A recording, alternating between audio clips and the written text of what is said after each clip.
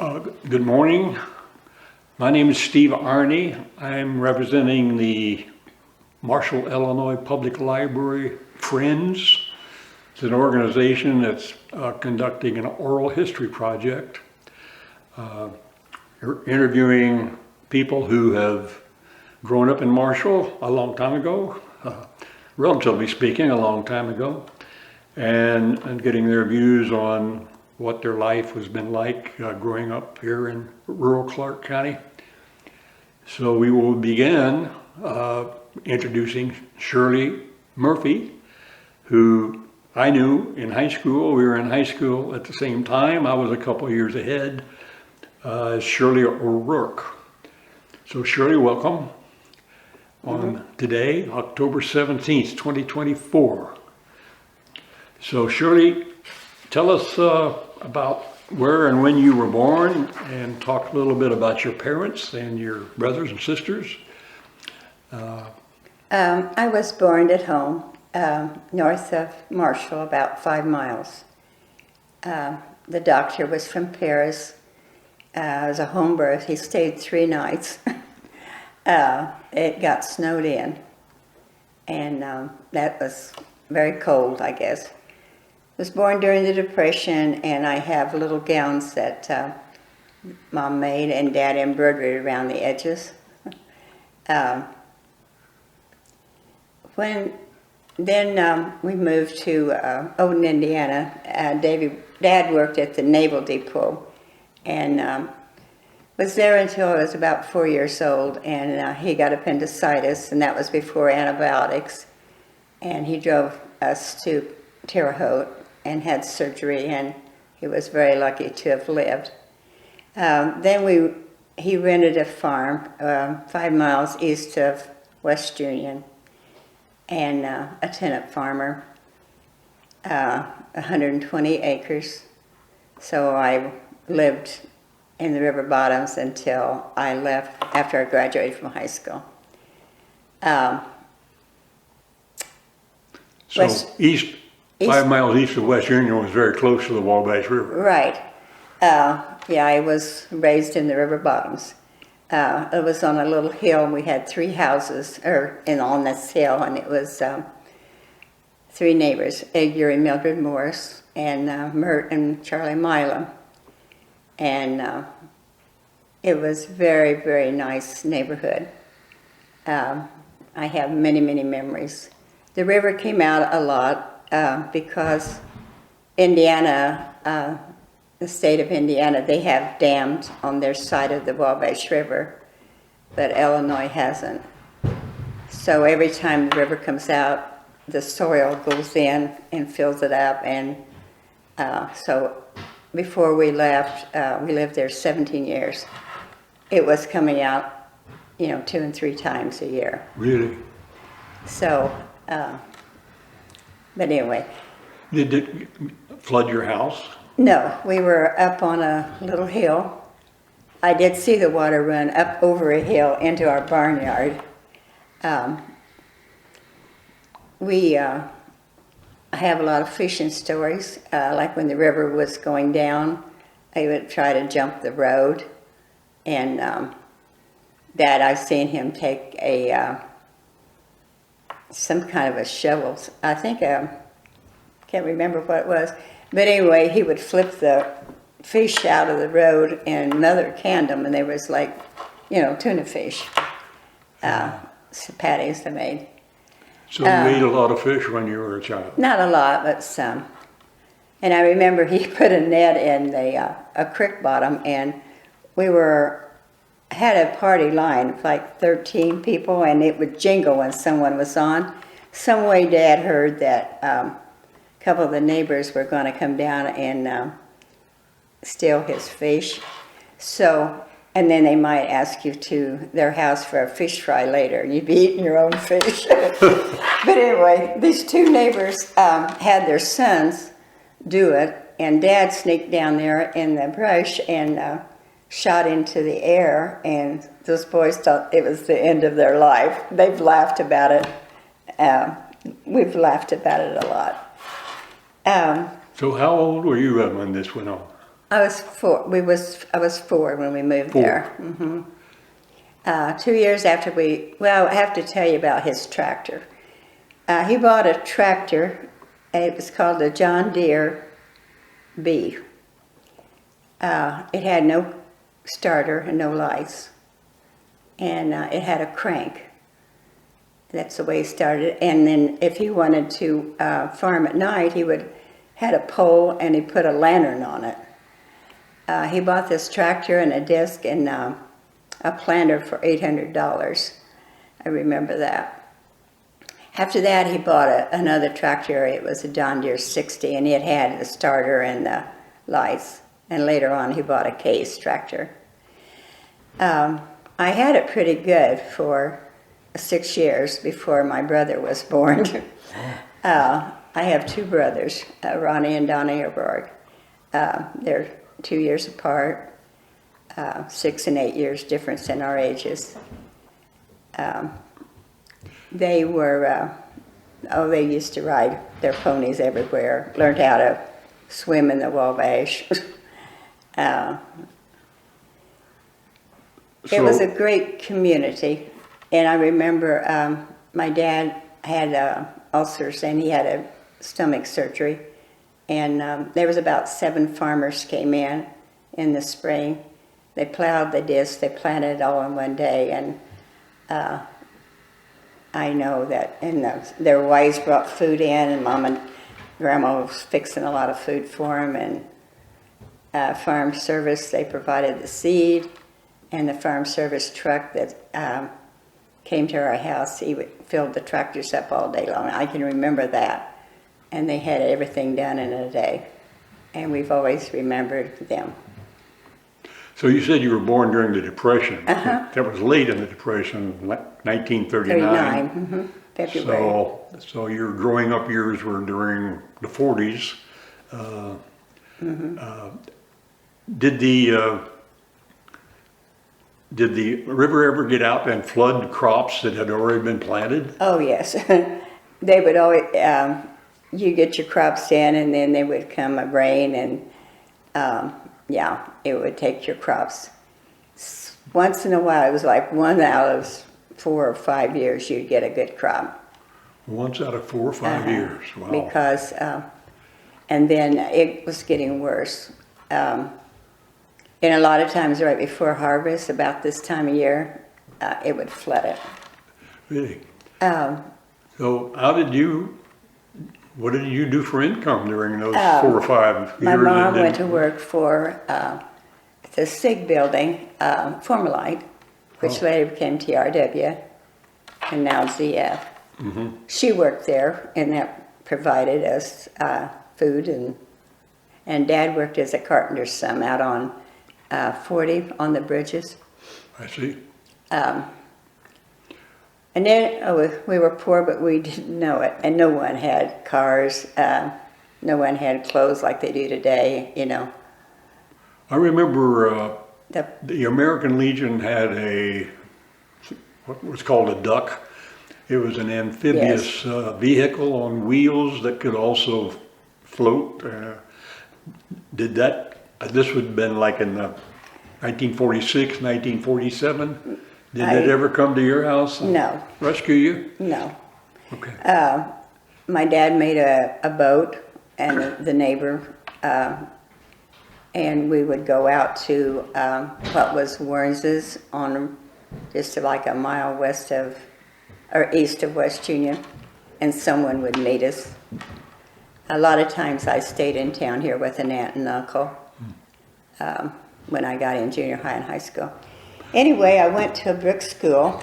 It was a one-room schoolhouse, and there was a brick church right across from it, and they later tore it down and made a brick church, and out of bricks. Then the cemetery is called Walnut Prairie, and the brick school is right there. It's kind of a triangle. So how far was the school from where you lived? About 3 miles, but I never had to walk. You never had to walk? No. We had a little Jeep, that different people in the area, one time it was Hilbert's, another time it was Maxine Balkman, would pick us up in our little Jeep and take us there, pick us up. This was an 8th grade school? Or? It was when I started. It was when I started.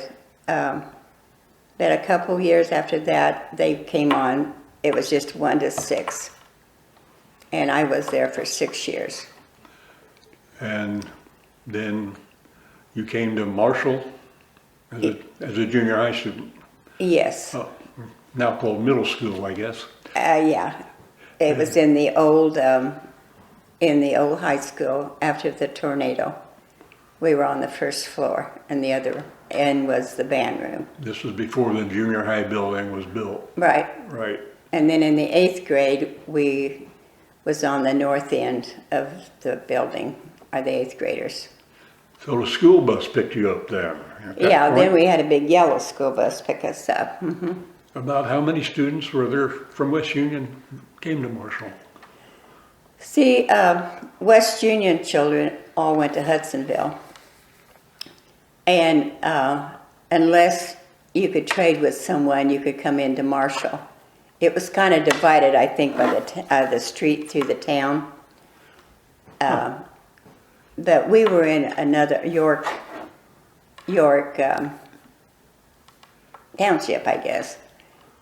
It was just, it kind of quit at the Livick's Corner and Bumpus's and Mackey's and Hilbert's and Strome's and Ferris's and Nichols's and So there was a Wells's. line somewhere, and yeah, and we'd the come ones on up. the north side came to Marshall, and the ones on the south Right. side went to Hudsonville? Right, uh-huh. I guess I didn't know that. And then we would cross over, well, we'd go into Walnut Prairie and go up the side road, and we'd cross over Route 1, and we'd pick out people in the Ohio, Ohio Township. and come out at Grand Turn and come on up Route 1 and picking up Mealings and Pines. And How long was that?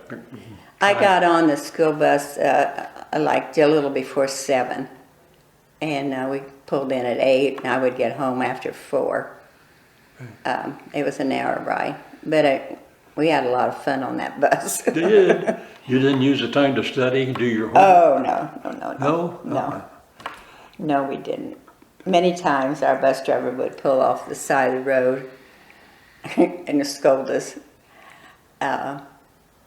See, we had, high school kids on there in junior high, and then after they closed Brick, we had even little kids on there. About when was Brick closed? When did the elementary kids start coming to Marshall? My brother, the oldest brother, went the first year at Brick, and then he came in. So it was about 4 years after I left. So it had been somewhere 54 or 5. Mm-hmm. Some went to north, some went to south.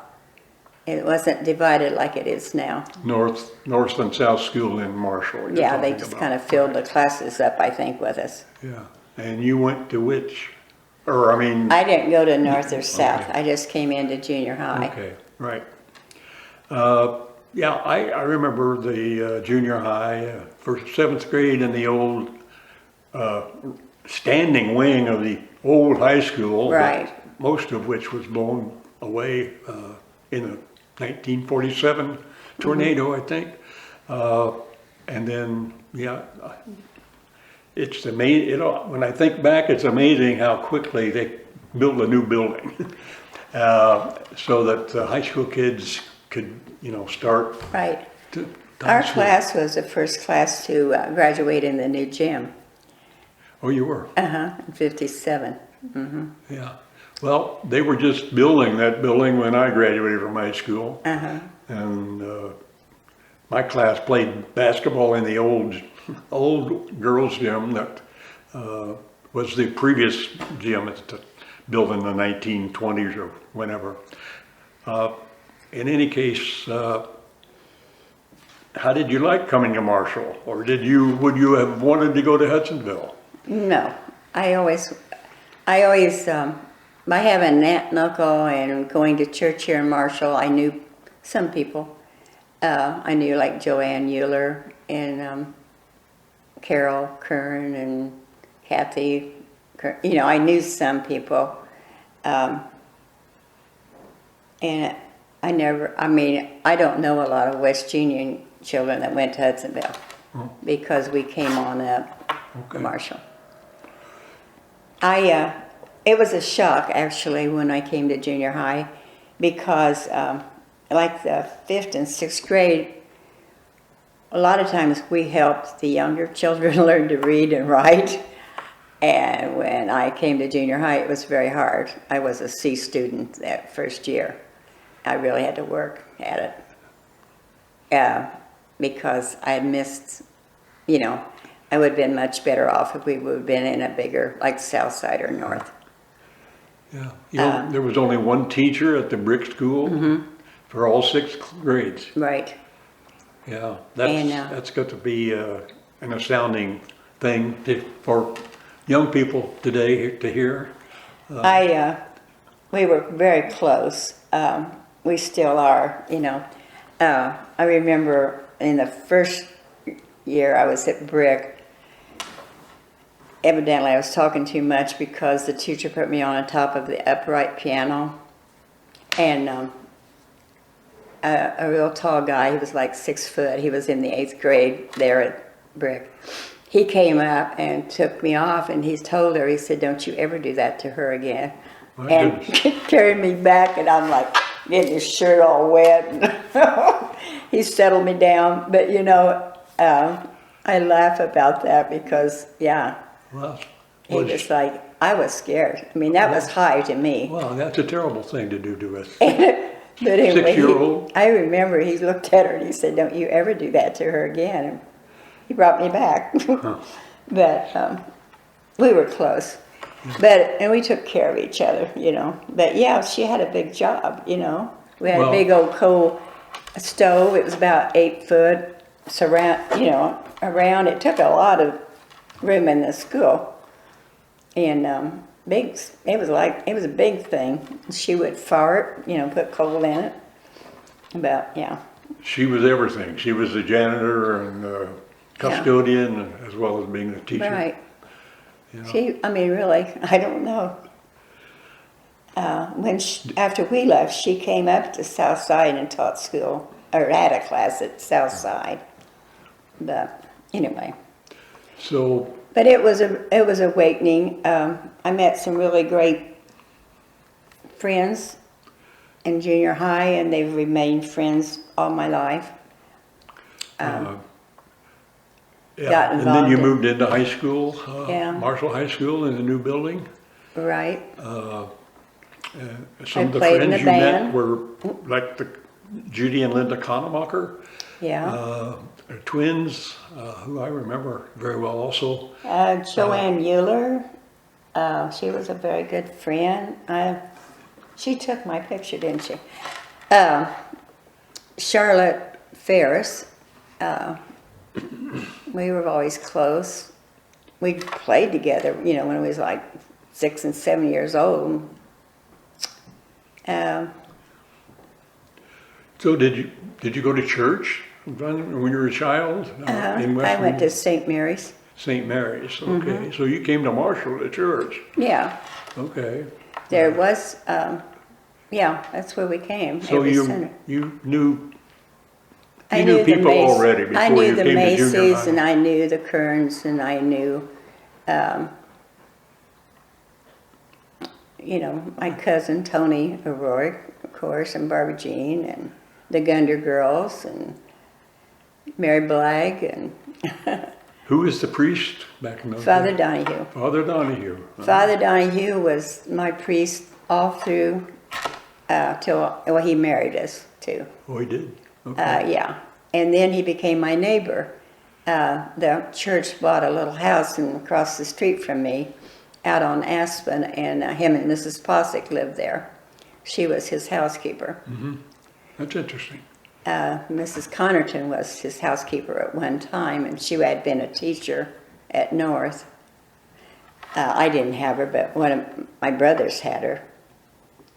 No, Father Donahue.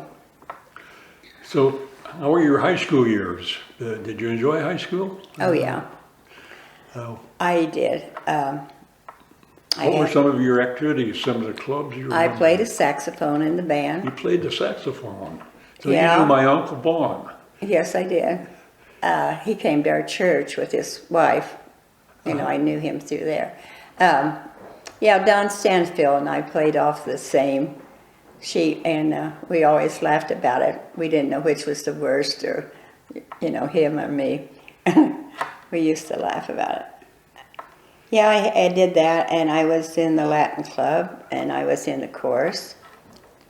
I stayed at Judy and Linda Conemacher's house a lot. I stayed at my aunt's house a lot for ball games, and we'd ride the bus to away games then. And Were you a cheerleader?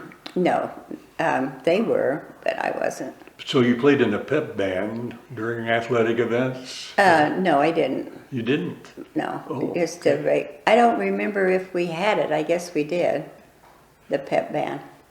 They But you were in the practiced marching band, weren't you? Right. Yeah, okay, for football games? Oh, and GAA.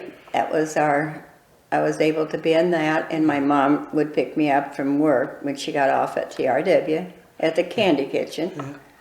And Tell us a little bit about GAA, because I think women today They don't know what that is. wouldn't know what it was. Mrs. Griffin, Rachel Griffin, we would have like 6 weeks of maybe dance, 6 weeks of gymnastic, 6 weeks of deck tennis, which is nothing but like volleyball, but you had a rubber ring that we served across the net. It was very similar to volleyball. And we'd play volleyball. In the spring we'd have a softball we'd play. Now, you're talking about during the school hours or after school? After school. It was an hour after school on, seems to me like it was 2 nights, 2 evenings a week. So GAA stood for what? Girls Athletic Association. Okay, so We had an initiation. I never will forget that. They blindfolded us, and they had walked us through grapes that had been peeled, cooked spaghetti. You know, that was guts, and eyeballs was the grapes. And I had a senior that was threatening me in PE all the time, what she was going to do with me. Scared me to death, but that night she took me and told me everything that was what I was doing. Oh, we swallowed oysters on a string. No kidding, we did. they pull it back up? Yep, Oh, no. that's what they did. But yeah, people today, you know, but no, GAA was a lot of fun. So this was We this didn't- was an activity that for girls, that because they didn't have basketball teams or football teams or No. volleyball teams back in those days. No, they didn't. But whereas boys did, Yeah. had track and basketball and so forth. But we had a lot of fun, and it was the freshmen through the seniors, and the 4 grades. So this was a voluntary thing, not all the girls participated? No, Okay. a lot of people couldn't, you know. But I was lucky enough to have a mom that was in town. So that's how you got a ride home, because the bus had already left. Right. I see. And none of us had cars. I mean, you know, we had a family car, but that was, you know, the parking lot out at the high school maybe had 1 car or 2. And I look at it today, and they've got, you know, really nice cars, better than what Mom and Dad's got. And I'm like, gee, It's amazing the number of cars that are out there. I know. It's packed full. So, Okay, so you graduated from high school in 1957, correct? And what happened then? back then, it was kind of like you was a secretary, a teacher, or a nurse. That was kind of your choices as. I had an aunt that was a registered nurse at St. Anthony's, and I went to St. Anthony's School of Nursing. when we went in, there was 23, and in 3 months we were down to 12. It was 36 months, 3 years. Half of the day we would walk every morning to Indiana State, and then walk back at noon. And then we'd have classes. That was old St. Anthony's Hospital. And I lived in the back of the hospital, and they had a dorm. And my education cost $500. That's how much. Altogether? Yes, for those, yes. And they fed me, and I had uniforms, and they washed those in our, well, of course, they starched them then. Yeah. They did not use us for service. You could volunteer when you got to be older, like in your last year, to work, but you weren't made to. But when my aunt went through, they were used for service, you know. They worked on the floors like maids, or, you know, when they didn't know what to do. So was this a continuous 36 months, or Yes. did you get off in the summertime? We did not get off in the summertime. Wow. 3 straight years to become a registered nurse back Right. in about 60. late 50s, early 60s. They really weeded them out. I mean, you know, you studied and you did well, or else you were out. They didn't allow you to get married. So I got married the day after I graduated. The day after, you didn't waste any time. Yeah. So I never moved home. We lived on South Center. I married Tony Murphy. He had came out of the service, and I met him in this, New Year's Eve in December of '57. December 57. So He had been. could you date? You know, even Oh though yeah. just yeah. couldn't get married. He was my transportation. He'd pick me up Friday night when he got off work, and then he usually came over Wednesday night when we went to the movie, and then he brought me back Sunday night. So Tony was in the Navy. he was in the Navy for 4 years, and he got out there in September. I also, when I was in nurses training, I went to 6 weeks of TB sanitarium in St. Louis. It was Mount St. Rose. It was south, probably, is it 54 or 55? I think it was down there. For 6 weeks, and then I went to Logansport for 13 weeks for psychiatric nursing. Other than that, I was at St. Anthony's in Indiana State. So you had kind of a specialty, A rotation, always rotation. right? Okay, during the 36 months? Yeah. Okay. It So, was more towards the end of my junior year. yeah. Yeah, TB hospitals were a thing back in those days. Right. To my knowledge, they don't have TB hospitals anymore. No, they don't. But if you had tuberculosis, you were sent to a hospital. Well, anyway, you got out, you finished your 36 months, and what did you do then? You got married? Yeah, we got married here at Marshall at St. Mary's, and Joanne Euler was my best maid. Anyway, we got married, and then we lived 1 year on South Center Street, and I worked in surgery at St. Anthony's. Then we bought a house on Spruce Street here in town, and I lost a child, and then we had a son, and we moved out where we live now, out on Aspen. I worked part-time at Burnside's nursing home while the children were little, 2 or 3 days a week. 2 or 3 days a week. And then when my youngest was in first grade, I went to Union, and I worked on an orthopedic wing, which later became a neurology wing too. And I worked there for 42 years. 24 years, sorry. So, Maybe we should clarify that St. Anthony's, that building was torn down and yeah. was replaced by the present Regional. regional hospital? Yeah.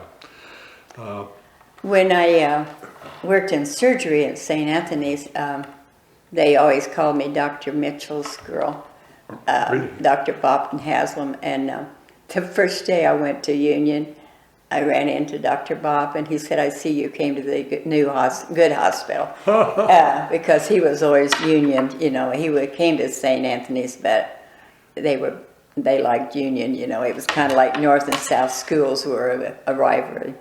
Well, Dr. Mitchell sent most of his patients to St. Anthony's for surgery? Not all of them, but if you wanted to go there, you did. I had all three. No, I didn't. I had just my daughter at St. Anthony's, and I had the boys at Union. Okay. But that time it was regional, so. So you were a busy person, working as a nurse and having children. I love nursing. You love nursing. I yes. did. I wish I could still work. You do? And that's silly. No, I worked till I was 67. And I lost Tony when I was 63, and I just took a while there's no reason to stay home. So I worked. Continue to work at Union. Mm-hmm.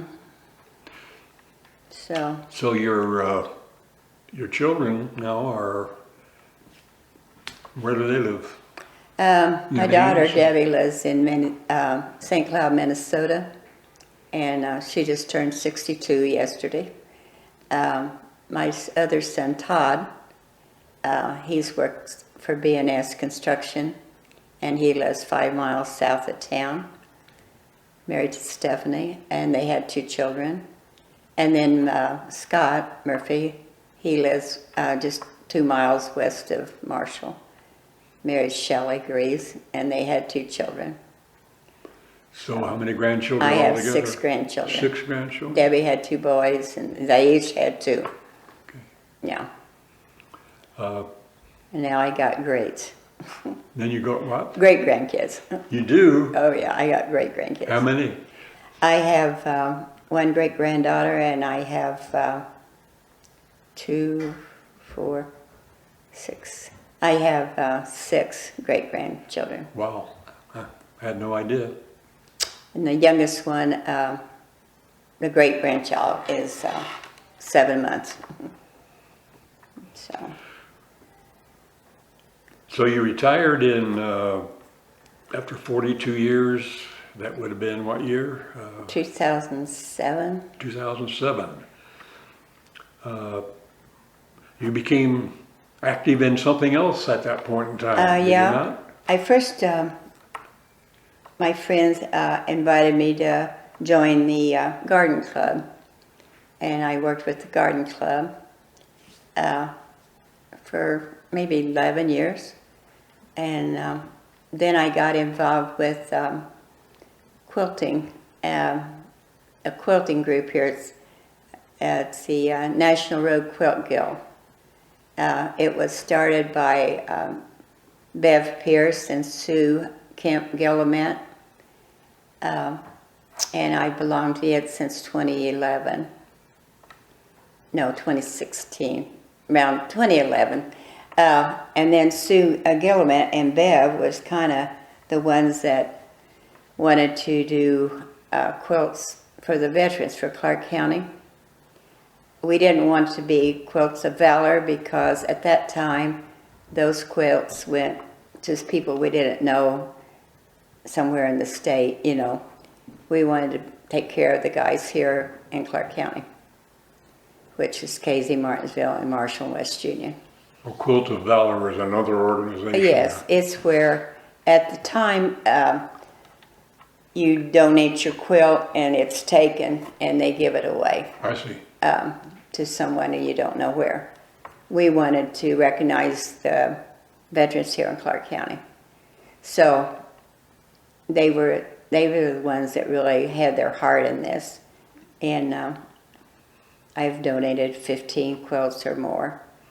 How and long I does it take enjoyed you to make a quilt? it depends. I quilt just when I want to. I have one room and I go in it and maybe I'll work for a couple hours and maybe I won't for a couple days. So I can't tell you. I probably could do it easily in 2 weeks, and that more difficult one, you know. But I don't work that way.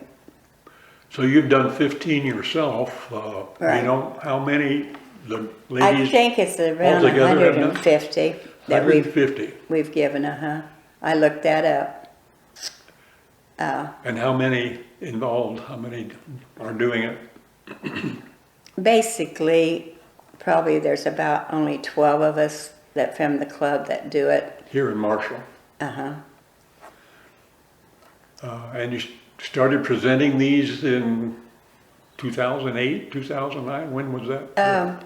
It was around 2016, I think, when we started it. 2016 when you started presenting. Yeah, we started trying to start out with the World War I guys, you know, which was very few.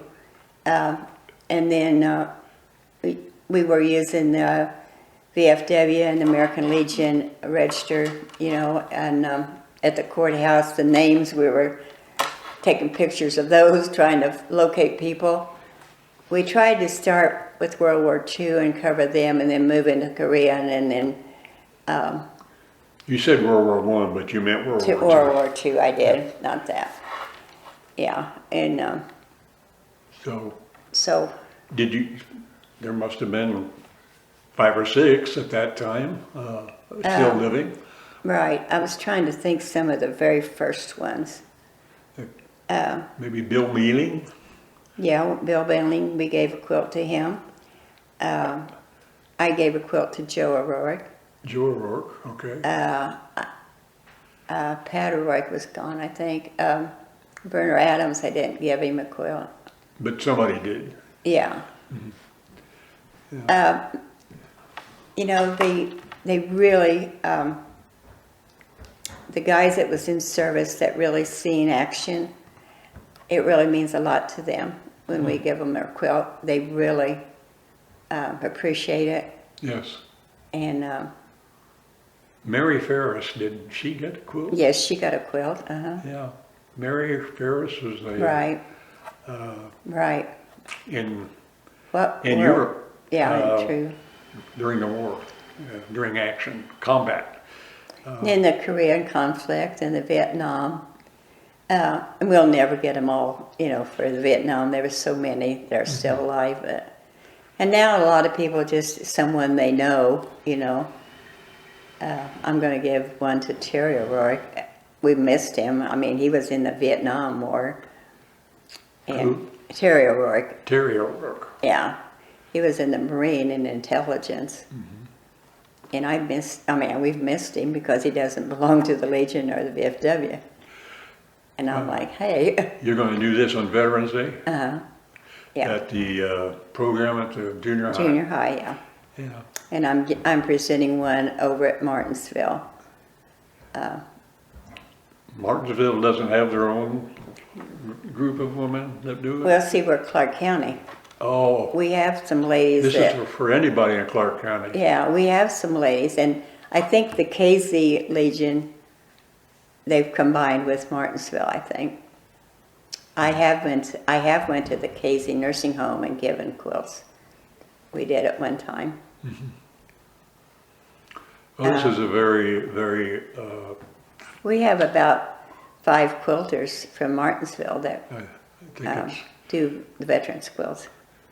it's a tremendous activity and service that you provide to the veterans organization. And I know it takes a lot of time. You didn't remember exactly how long it takes you to do one, but it's got to take quite a bit of time. I don't quilt. I don't have a quilter. I just buy material, cut it up, and put it back together. And I have a lady, a friend of mine that lives in Casey that does my quilting. Do the patterns just come out of your head, or are you Yes. able to buy these, or? You can buy patterns, magazines. I don't know. They do, some use panels and then they just put borders around them. That's the easy way. You can buy the materials? Some have like a panel. Kits, quilting kits or something? Yeah. You can buy kits at down at Oblong at Lori and up at Lisa's. They have, and over at Terre Haute, Wabash Valley, they have kits.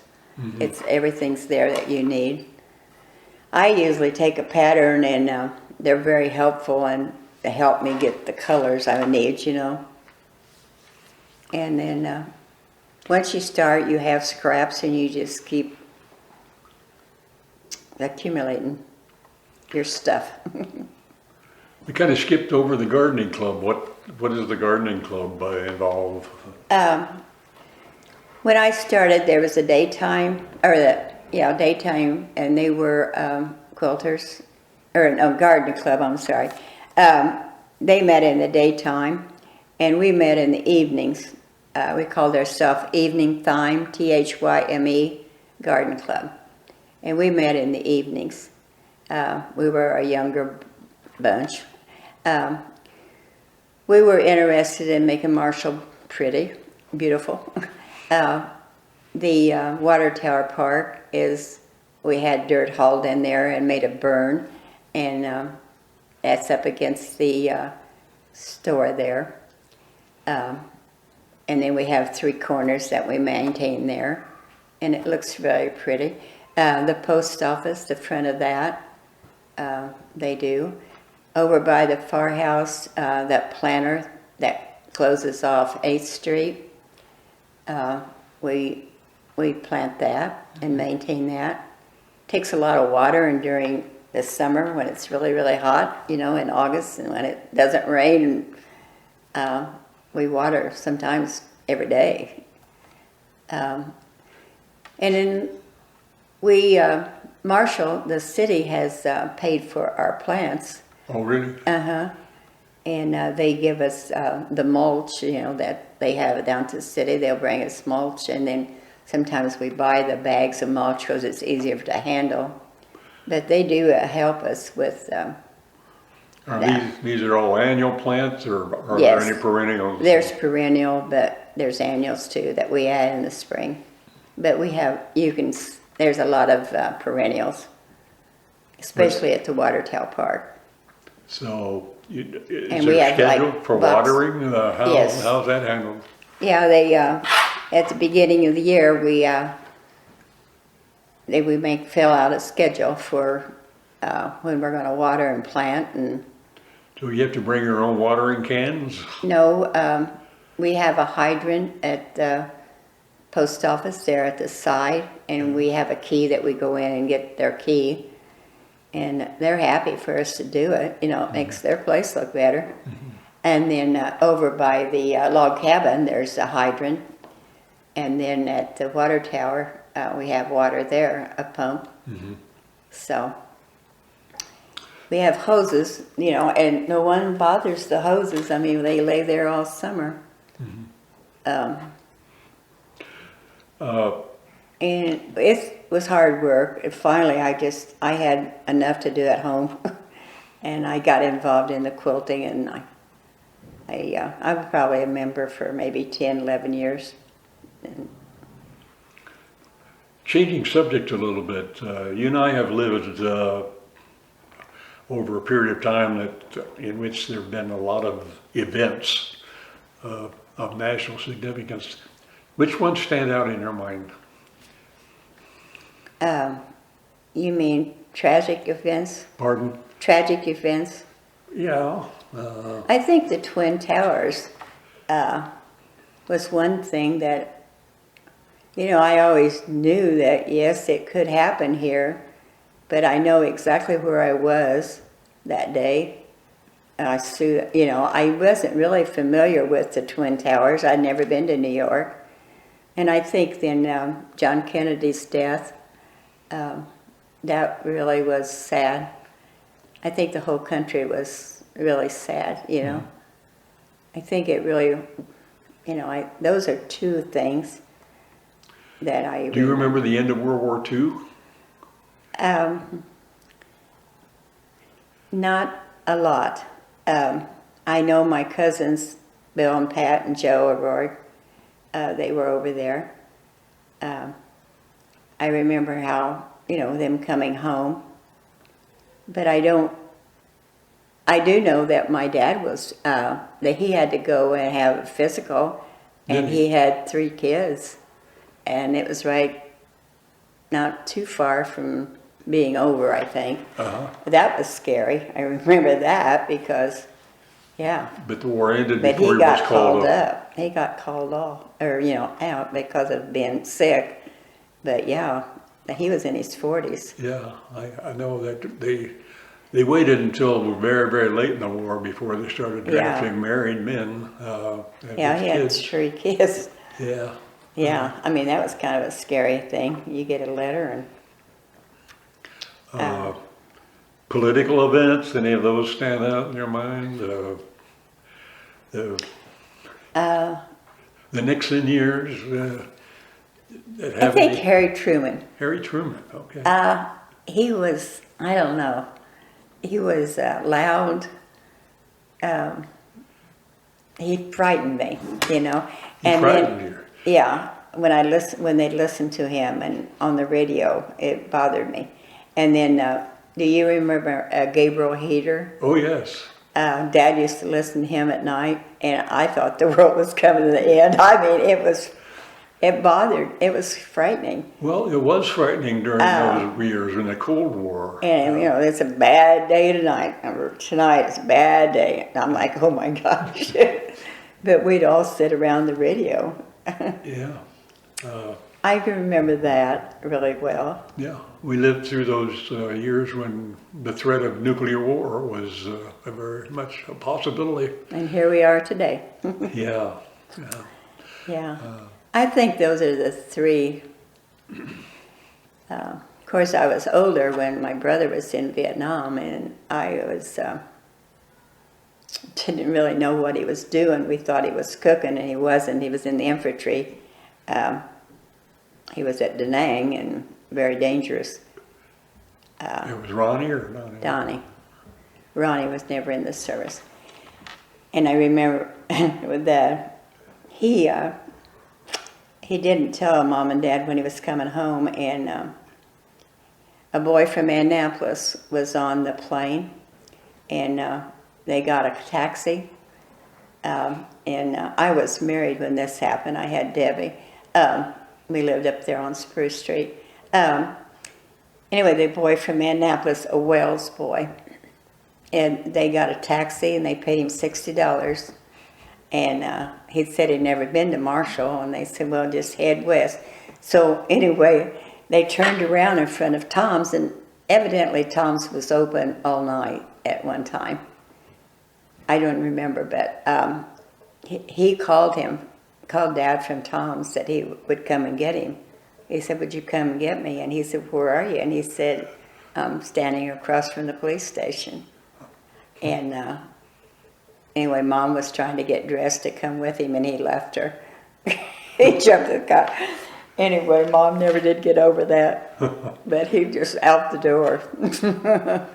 And he just cried when he seen him, because he was like, you know, we hadn't heard from him for a long time, and we didn't know what was going on. Yeah, that would have been quite a shock. Yeah, but yeah, he left Mom at home. Yeah. Probably should mention that Tom's restaurant is now the Marshall family restaurant. Right. But for years and years and years, when Shirley and I were growing up, it was called Tom's. After the ball games, we used to run down 6th Street, down Archer, and in the middle of the street too, not the sidewalks. And the police just let us go. Well, anyway, we'd go in there and we'd order French fries and gravy after a game. Had you ever ordered that? Yeah, for sure. French fries and gravy. Yeah, and a Manhattan. Oh yeah, they're beef Manhattan. Yeah. Speaking of Tom's, what about the Candy Kitchen? Did you spend any time in the Candy Kitchen? which was a going thing back in those days? I really didn't. I wasn't in town, I think. Okay. I did go there after GAA, but as far as, I think it was more city kids hanging out there. Yeah. I know my husband hung out there all the time. I mean, that was his home away from home. Yeah. And they went there, I think, stayed there till bedtime. Yeah. But it was quite a hangout. Yes, it was. Yeah. And remember Radiomakers? Radiomakers for sure. Yeah, and it was a different group at Radiomakers that went in the different candy kitchen. It was like North and South schools were. Yeah. They were not. And the theater, we had a theater in those days. The Strand Theater. Did you go ever to the theater? Yeah. It was the place for dating in those days. The only place in town you could go take your date. It was like what, a nickel or a dime? 9 cents, I remember. For Yeah, I met guys and went to the movie with them. We would meet there. Yeah. My aunt and uncle, they had, they didn't miss one movie. Didn't miss one. No, not one. Anyway, or she didn't. And I was there a lot, and I went with her. And it was funny, when I married Tony, well, I met Ray Murphy and his wife, Faye. And I looked at her, and I said, Faye, I think you worked at the Strand Theater, didn't you? And remember her? She wore a hat and a suit, shoes to match, purse. No, I don't think I do. Well, when she married Ray, you know, she liked to fish better than, she didn't dress up like that at all. Oh. And I'm like, she laughed, she said, yeah, you're right. But it said, I'm much happier with Ray with a fishing pole. But no, but I'd look at her, and I mean, she'd have, you know, her suit, hat, and have gloves on, and my earrings, and I thought, gee, I don't remember who she was married to. But Ray must have stole her. Little old Ray. But he was a good guy. Yeah, I remember it was 9 cents until you were 12 years old. And I paid 9 cents and always did. I became 12 and continued to pay 9 cents because I didn't look like I was as old as I was. Finally one day, one of the lady at the booth asked me, how old are you? I said, well, I'm 13. Said, well, you have to pay 50 cents then. Your days of 9 cents are over. Right. Well, I didn't have 50 cents on me, so I had to go home. You had to go home, huh? Yeah, it was a shame that the theater burnt down when that happened. I happened to be in the service at the time, so I had to learn about it by the letter from my mother, but anyway. Yeah, I saw the fire. I saw that one. It was a bad fire. And then I saw the fire over here on the corner at Klein's. No. My cousin was asleep up there. Really? Yeah, and if it hadn't been for Bill Casumpas, he said, I know she's up there. And they got her out. But she was asleep. In the hotel on the corner No, yeah, of yeah. 6th and Locust, I guess. Right. No, I'm talking about up here where Klein's Insurance upstairs. Oh, okay. Yeah, Jane Spots that married the Mackey. She was in the back apartment and Evelyn was in the front. Mm-hmm. And she was sleeping and she would have slept through it. Bill Casumpas. But Bill said, he said, she's up there, I know it. And they got her out, yeah. Bill at the time was managing Tom's restaurant. Yeah, and they were good friends. Marielle, his wife, and Evelyn were. Tom's son. Well, are you know, the world has changed so much, you know, from then until now in terms of technology. How do you feel about, you know, computers and iPhones and all that kind of stuff? Are you able to deal with that? I don't have an iPhone, but I do have a iPad that I use. I do have a cell phone, but it's a cheapie. It's a flip phone. And I have a computer, and I use it. I like it. I mean, I like it. Good. I'm probably, as my grandchild says, I'm dangerous because I get to places where I shouldn't go, or open up things. But yeah, I order through Amazon, and I do research things, what I'm interested in, and I buy material through it. I find patterns, veterans patterns, different ones, and print them out. And I always, if I get stumped, I get one of the grandkids to help me. They're better than my kids are. You brought a picture here of, I don't know, what class is this? This is brick school. Brick school, okay. Yeah. And that's the student body? Yes. This is me. This is Kenny Mackey. Kenny Mackey, okay. This is Elizabeth Poorman. And this is Joe Mackey. This is Lavere Thompson. That was Nikki Nichols. This is Mrs. Newport. The teacher? Florence. This is Virginia Jackson and Nancy Jackson, her sister. That's Charlie Jackson from West Union Sisters. Yes, I know Charlie. And then there was Bill, and they went to West Union School, I think. Bill was in my class in high school. That's Joe. This is John on the side. This is my brother Ronnie. This is Charlotte Ferris. This is Martha Poorman, and that's her little sister. Albert Lindley, and this is Jim Hilbert. And that's it. Okay. Yeah, I know the Mackeys. Yeah. Their house was just, like a block or so from the high school. We was playing ball one time, and I hit the ball and hit her on her shins. She melted over the plate. We thought we killed her. Oh, no. I thought she was dead. And the boys, I think Joe ran home to get his mother. By that time, she was getting up off the plate, but it hurt. I know it hurt. Didn't aim to, but boy.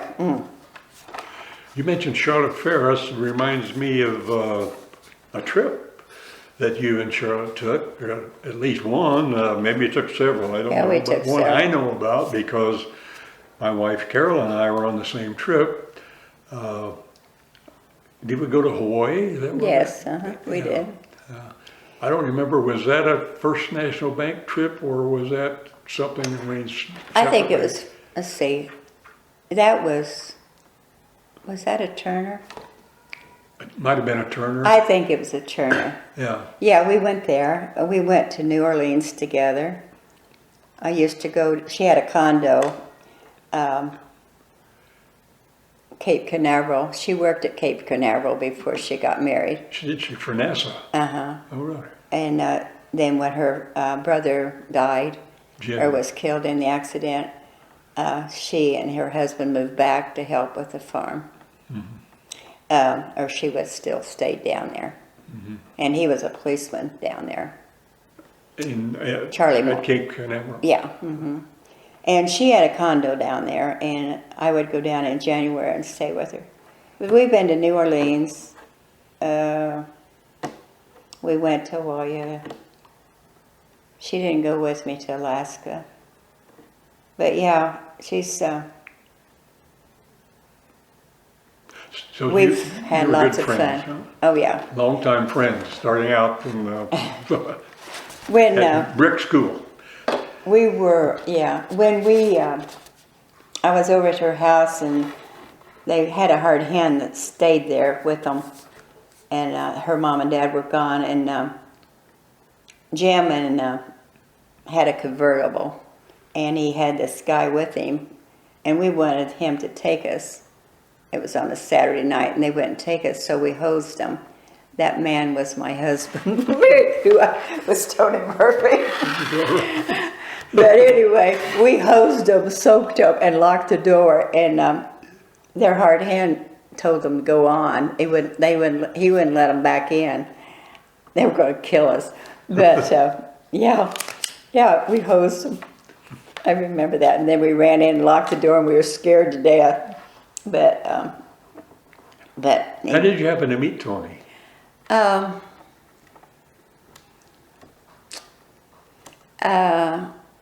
I knew his brother really better than him. Terry. Yeah, he worked at Benson's drugstore.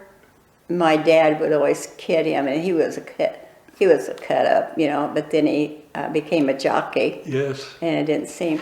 But anyway, I didn't really know Tony, but it was. I was in nurse training. It was after a football game, and we all was in the front there of Tom's. I remember that, and he was with my cousin Daryl Livix, and Daryl said, "That's my cousin." And anyway, he called me for a date, and I went out with him, and that was it. Okay. So that was then. Yeah. Well, I think we've spent a little over an hour here. Anything else that comes to mind No. that you'd like to talk about? I just had a good childhood, living in the river bottoms. A lot of memories. There's not the houses that was there before. I mean, it was a nice neighborhood. So Marshall has been a nice place to live. Oh, yeah. You have no regrets about growing up in... We couldn't wait to leave Terre Haute. We lived on South Center. We couldn't wait to come back, even though we both worked in Indiana. I mean, we still did. I never worried about the kids when they'd ride their bikes. They'd come downtown here, and I didn't know. I thought this was kind of cute. Mr. Tarble and his friends Mr. Finney would have Cokes about 10 o'clock at Martin's drugstore, and Kevin Snedeker was a friend of Todd's, and that was his grandpa. Mm-hmm. He knew him, and they would come up here, and they would give them quarters, and they'd get their pop, and they did that almost daily, and I didn't know they were doing that. I just thought they were coming riding their bikes. Found out later that's what they were doing, and Mr. Tarble, he knew what they were doing. It was Van Tarble? Yeah. Wow. But they'd be sitting there, and these two boys would come in, Uh-huh. you want a quarter, and they'd give them quarters. So they got their Coke at Martin's about every day. Yeah, those were the good old days. And they had, it was a great place. It still is a great place to raise your kids. Yes, I totally agree. We had a good school system, the teachers, and Yeah, good school district. Yeah, rated highly, I think. In terms I of. think that, a lot of people move in here that work out of town because of Yes. the town that got the reputation of being a good, clean town, and they got the nice swimming pool, and they had the pool there when we had the children. They built that when I was in school. Mm-hmm. And The original. yeah, the original, Yeah. So they went swimming every day. Yeah. Well, before we had that swimming pool, we had to go to Casey. Casey had a swimming pool. They had a nice pool, though. Yeah, or had to go to Paris and Twin Lakes. Right. That's where I learned to swim. So, well, in any case, Shirley, it's been a pleasure talking to you, and I hope, when this gets on the internet, tell your family to look you up and listen to what you had to say. Okay. All right. Thanks a lot. Thank you. Bye. That's how an hour.